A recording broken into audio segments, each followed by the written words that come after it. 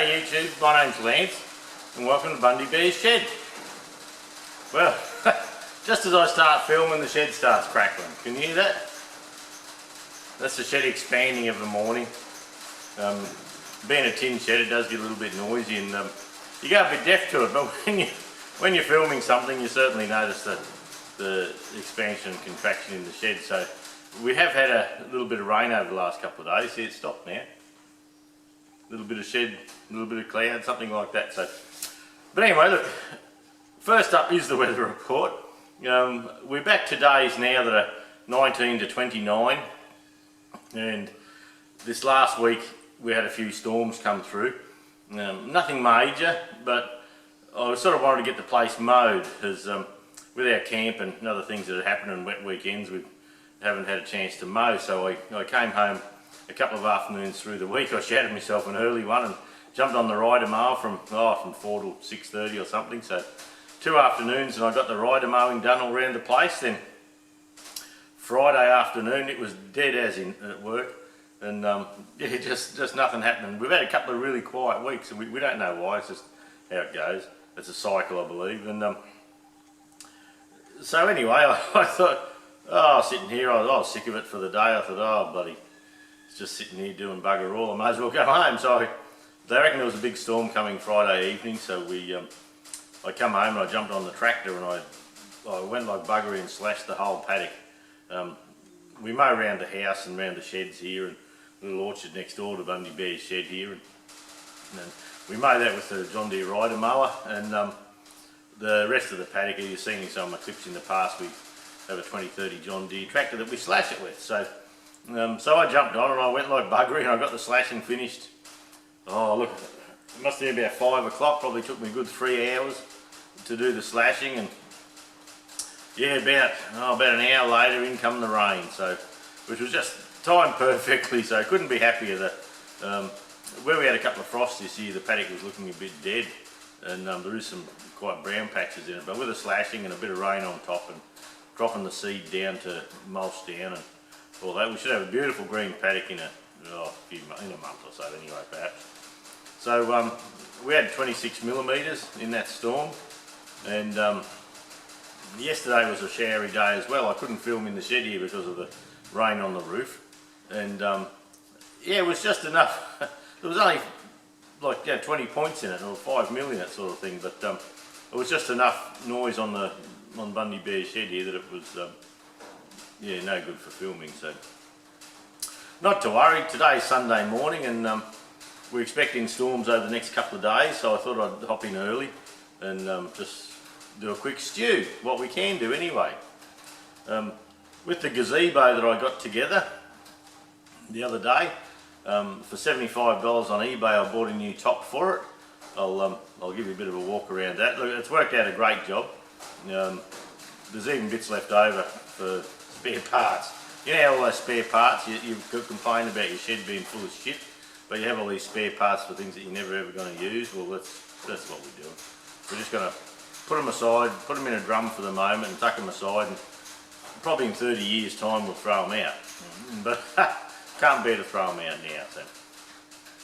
But anyway, so that worked out well for the week. I have still been tidying up the shed. I've got a bit of a shift on where the big bead blast cabinet is.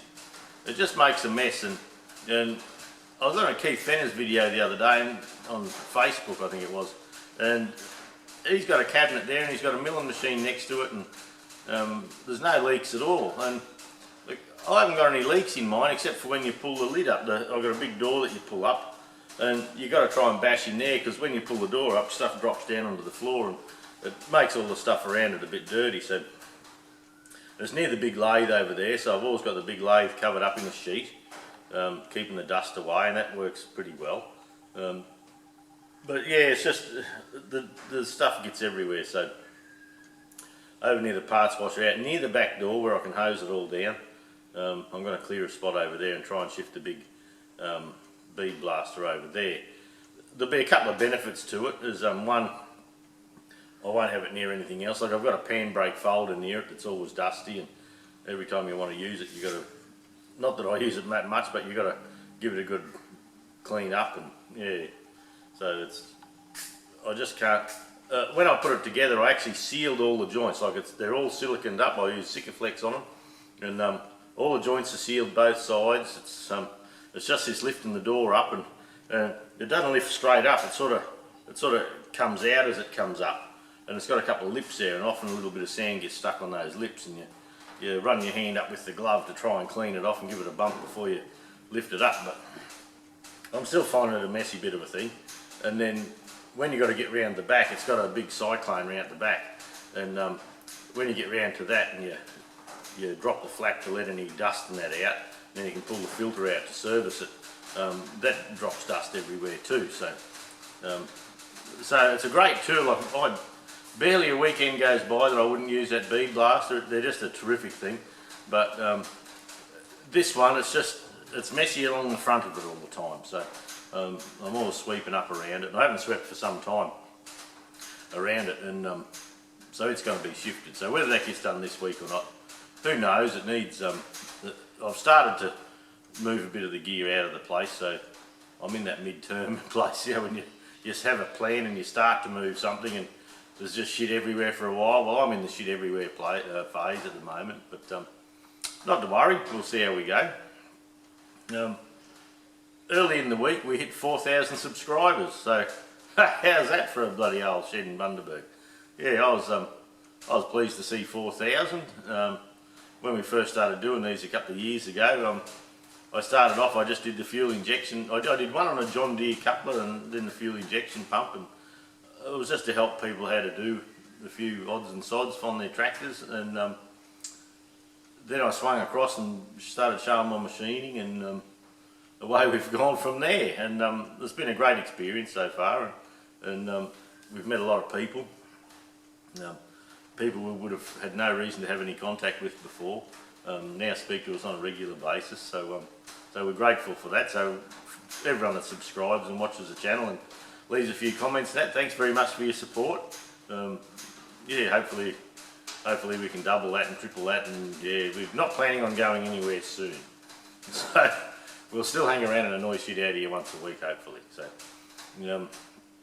Sparex, the people that sponsor my tractor parts, they sent us another shipment of parts this week, so hopefully for the ones that watch my channel for the tractor repairs, we'll have a bit more of that coming up now. We've got water pumps and radiators, so on our T20 1948 T20 build, we should be able to do some bits around the front of there, so finally tidy some of that up, and a front gearbox seal so we can do a bit there.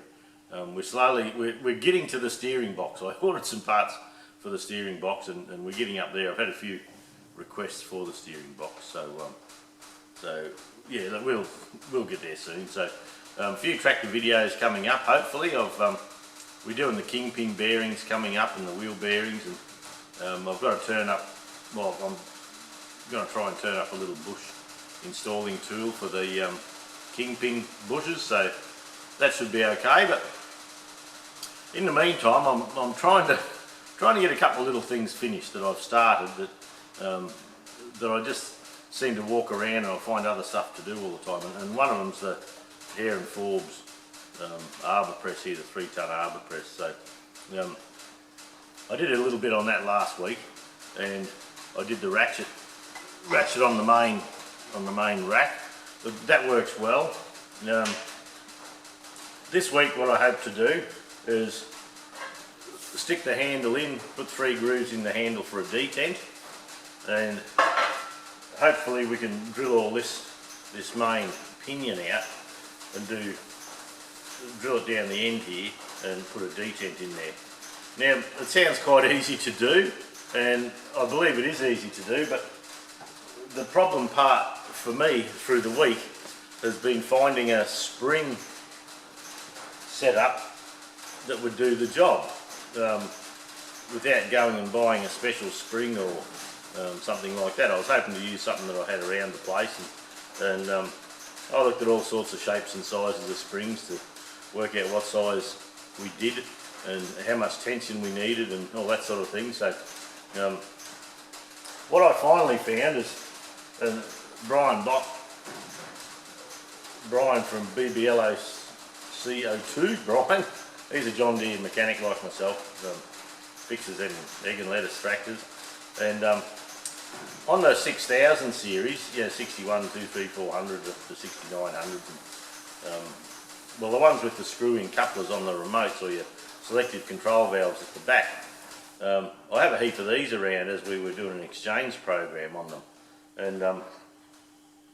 And in the quest for a spring, I actually pulled one of those apart, and what they have is a little detent, a little nipple, and that little nipple, when you plug the male end in, it pushes on that and lets your oil supply come in. So what I've come up with is I'm going to use that nipple, and this little tit on the end here. You can just see this little point there. We're going to take that off and round this out. And where we have a 1/2 inch shaft here, this is a little bit bigger. So we're going to turn that all the same size, so I can bore a 1/2 inch hole down in through here, slide this with a spring in, we'll radius it, and then we'll just put a slight detent on the handle here. I don't know how big we have to go with that yet. We're just going to go steady. And I've got a nice radius tool. The bigger the radius here, the easier it should be to pop forward and back. Then what this had in behind it was quite interesting. And normally when we reseal them, we don't need to go right into it, but in behind that little poppet valve, there was 3 springs. Now, and they all fit. This is standard. It's a Parker coupler. This is standard. With those 3 springs, they locate up inside that plunger. And in locating, in hopping in with the plunger there, a light spring gives you more tension. So I thought what I'll do is just drill down 1/2 inch. I reckon I've got to go about 40 millimeters, and that'll give me a reasonable amount of pressure. Now, if it's too tight, I can drill it a little bit deeper and let the spring sit just a little bit lower, or do a larger groove only to a point in the handle.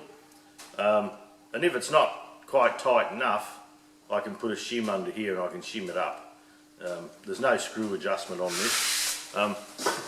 Brian left a comment the other day on Harold's, and Harold put a couple of knobs on the end of his handle, and Brian was saying about a screw here, but I don't feel I've got enough, apart from having a boss out here. I didn't feel I had enough there, so anyway, that's the whole gist of it. This will come down through, it'll be in the hole there, sit down here with the top out just to hold a little bit of pressure there, and when the handle comes past, we'll have one at each end and one in the middle. And so that's the fix I've come up with anyway, and I'll putt along with that this morning and see how we go. I ended up with a new Makita brushless drill. They're $140 on eBay over here. What happened is when I was away with the caravan and we went down to the Deniliquin tractor show, because I'm a bit of a lazy bastard, to wind the stabilising wheels up and down on the caravan, I've just taken a 3/8 socket extension, ground a triangle on it, one for each of the jaws of the chuck, and put a 3/4 socket on it.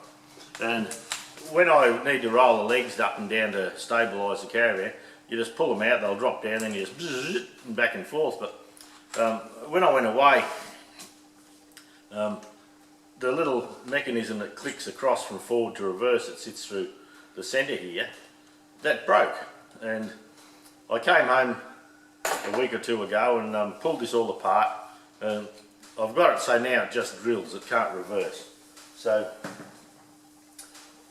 yeah, to replace that, to take away, I've bought a brushless one. So the brushless one sounds different too, you know. Yeah, that may be just because that one's, look, I must have had that for 10 years, I suppose. When I bought that, I bought it off eBay, and being a white Makita, it was apparently an American one that they brought out for the US market. And when I got the charger and all with it, I bought a radio and this and a little screw, screwdriver. And yeah, along come the charger with a little adapter, plug adapter for the for the Australian market to change the plug over. And there was a little transformer to take drop 240 out of our power down into 110 for the charger, so I didn't really know about that, but since I've got, well, I still have that one, it still works, and I've got the proper 240 chargers now, so yeah, I like the Makita. I started off with them, and I look at Milwaukee and a few other things like that now, and I think, yeah, look, that'd be nice. They seem to be good tools without a doubt, but I've put quite an investment now into the Makita product, and so now I'll just stay with Makita. I've got fluoro lights, and I've got a little vacuum cleaner, and I've got a 18 volt impact nut gun, yeah, a stack of stuff, lights and torches, and yeah, so I've probably got 10 or a dozen. A cordless angle grinder. My Makita cordless angle grinder is a brush one, but I see they have brushless out now. And one time nephew Phil was here working, he's a miner, and he was working, he was giving it some with me, my first Makita grinder, and he was up at that hard, but he melted the brush holder in it. And so anyway, I replaced that one, but now I see brushless, so it couldn't possibly happen again. So anyway, Makita is the going out in my shed at the moment, just because we started that way years ago, and I've got no reason to change. I've got another little battery charger from Makita, and what it does in the camper, I can plug it into a 12 volt cigarette lighter socket, and it boosts her up to 18 volts, and you can charge your 18 volt batteries off your 12 volt car system, which is a great thing. Like if you're out camping, or you're out doing a bit of work, as a tradesman, I used to go farm to farm repairing tractors. It's a great thing. The batteries take, like a 3 amp hour 18 volt battery takes around 22 minutes, say half an hour to charge normally. On the 12 volt system it takes double that, but it gives you the option of when you finish a job, you can just click the battery in and it'll be ready full charge for next time. Plus I've got 6 batteries in total, so a little 12 volt to 18 battery charge, yeah, it's a good thing. So. But anyway, look, we'll better get on with a bit of work for the day, instead of sitting there yapping. Yeah, I'll try and get this project done on this stew, and we'll chuck it in the lathe. And it's only a matter of drilling a hole and turning a couple of grooves, so it's not a major thing. And being Sunday, we should be right. That should give me Monday to finish off some other stuff. Those of you with a shed will understand. You go through a phase with a shed where you just want to sit at the lathe and fiddle and make something, or sit at the mill or do something like that. Then you get these other times and you've got all these jobs on, and it's nearly overwhelming. You think, when am I going to chew through this? Like I've got 2 tractors on the go for restorations. I've got we're going to pull the motor out of the beach truck, the Mitsubishi Triton, and do the auto. I've got the heads off, and I helped a young bloke buy a car for himself the other day, and his marriage went west, so he needed a car, so I helped him out with that the other day. So the beach truck's going to be put on the back burner just because of the money, really. And so yeah, I've got the beach truck to do, I've got this to do, I've got the tool post holders to do, I've got a couple of tractors to do, I've got to get some Sparex videos done for them. So at the moment there's plenty happening, and doesn't seem to be a lot of good filming days, especially with the noise. So there's some of the machining I'll just machine away and put a bit of music there or something like that, and that'll get the job done. So anyway, look, thanks for helping us hit my 4,000 subscribers. Hopefully we can keep that off and racing, and we'll get into a bit of machining, and I'll catch you next week, eh? See ya. Well, there you go. That's the canopy. The frame sits up nice and tight. I'm going to leave it set up in the shed here for a couple of weeks. We can walk under it and park the mower under it okay. and we've got a few, oh that light's not good is it, a few tie downs and things like that. But look, it's come up well. I know I had to buy one to replace the one we wrecked, but this one here's cost me $75, and the same one, when you go and buy it out of the shop now, is $299. So anyway, that's life, eh? We've got it all done and up, and I'll just let that top sort of stretch over a little bit of time and might fit nice. So there you go, one canopy finished. I'm just going to take the square end off the tit here, off the little nib, and the head of the thing where the seal is here, I'm just going to take it down to 1/2 inch, the same size as the parallel section down here, so that we can actually push that down in below the surface area. So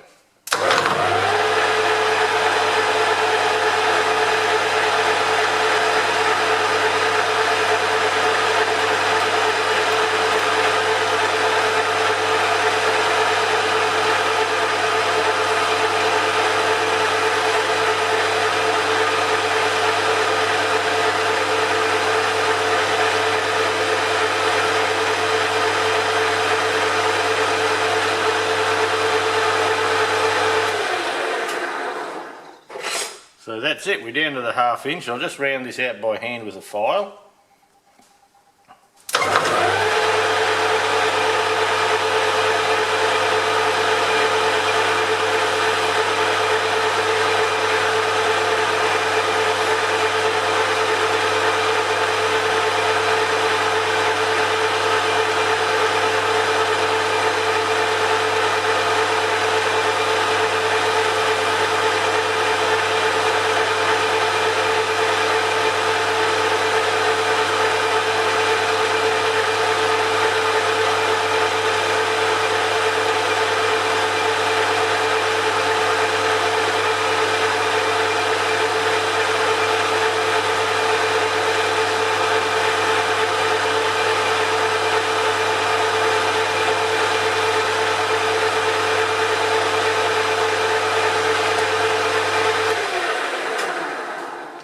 So that'll probably do that little piece.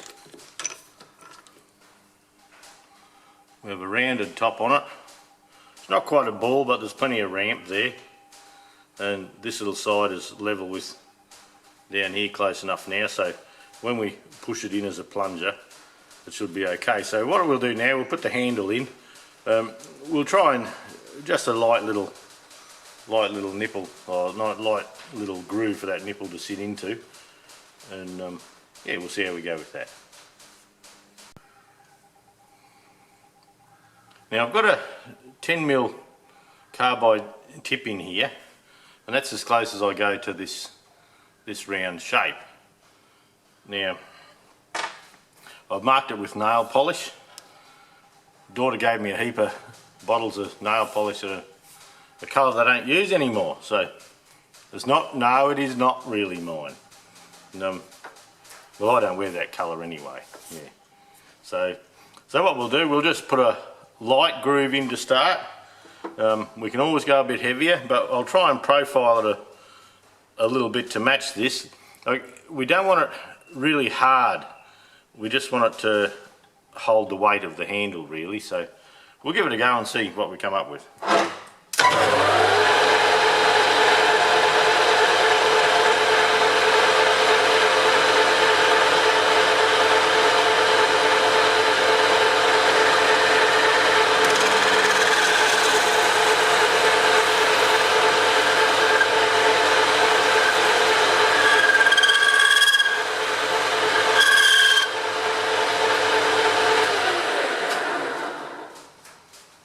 It's a little bit chattery, that tip's not the best, but anyway.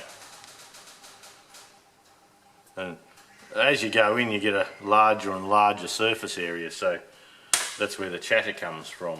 So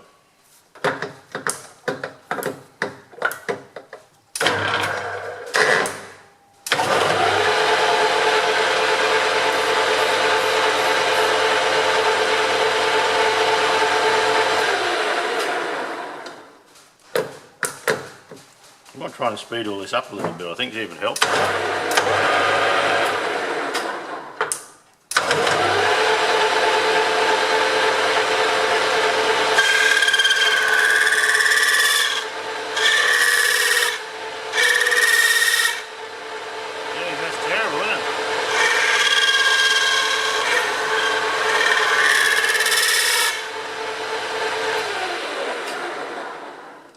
I don't think I'll be doing too much of that.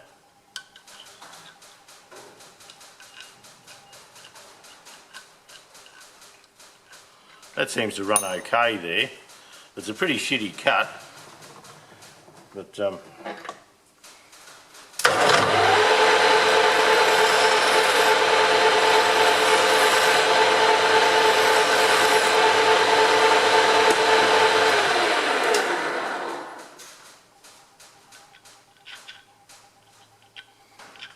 that slides in and out quite easy there, so we have almost the full detent, so we'll try and duplicate that. It's not much of a way to do it, but that's about all I can come up with just at present. A few little chatter marks in here, I might just...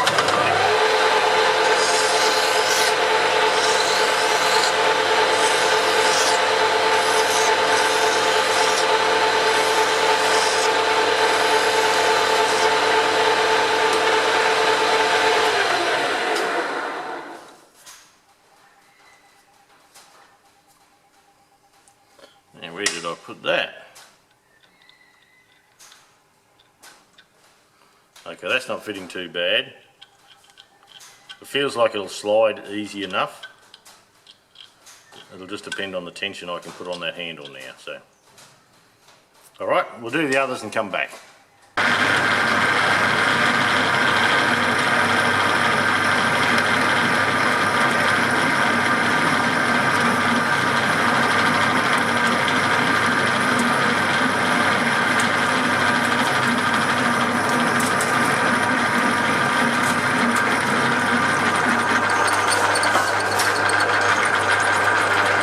Start drilling down the bottom of the hole here, we want 40 millimetres.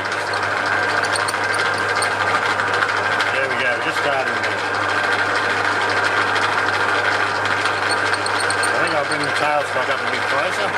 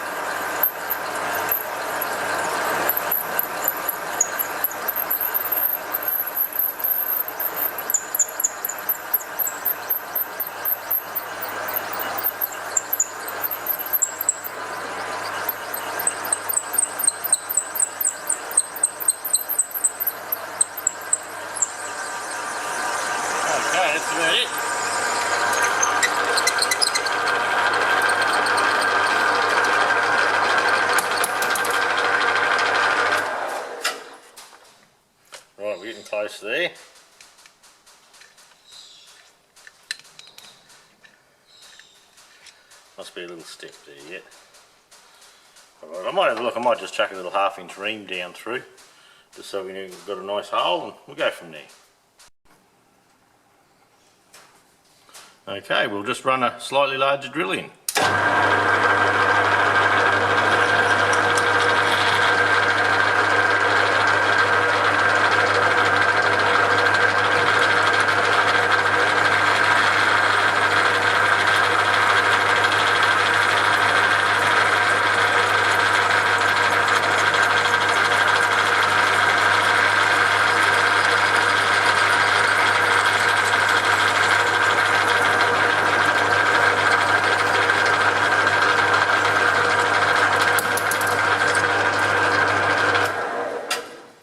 I think part of the reason with that was my ream, my 1/2 inch ream, has worn down one end a little bit.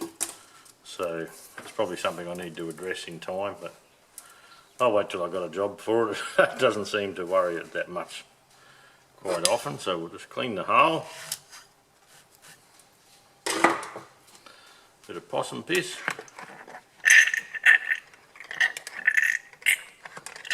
Should flush the hole out a little bit, and let's have another go. Try and get it up there so you can see how we're going with it.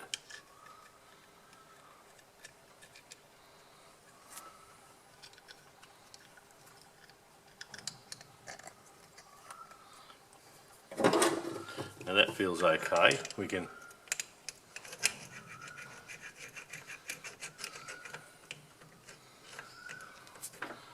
just turn it so I can see it. Yep, it just goes back far enough that there's clearance here. So I'll grab the handle, and this is where the handle gets stuck and will never be able to be taken out ever again.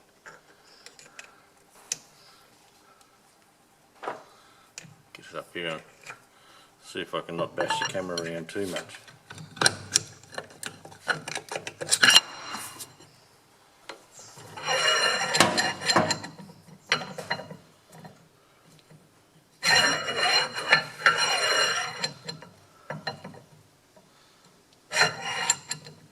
Well, that feels pretty good. I'll go and we'll get this hole set up, and we'll go and put it on the arbour press, and we'll just see that it's got enough tension to hold it there. I think it will have, though. We'll go and have a look.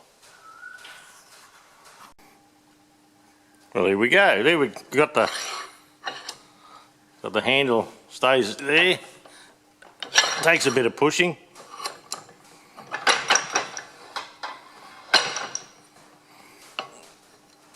Should be able to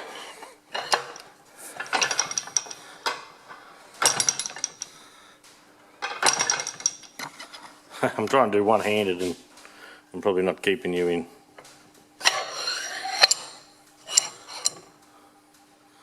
It seems to want to hold it there okay. Doesn't want to shake out. I think if it come down real fast, that could still drop out a little bit. But look, I'm happy with that. I'll see how it goes. I had to make a shim up behind the detent to get a little more tension there. When I first did it, it certainly looked like it would fall out, you know, if it run down. But anyway, we'll move back. That's going to be the job for that for the moment. A couple of little finish off things I won't film. I've got to put a screw in here and adjust the rack up a little bit tighter. And down the bottom there I'll make up a couple of little adapters, and apart from that we'll call it done.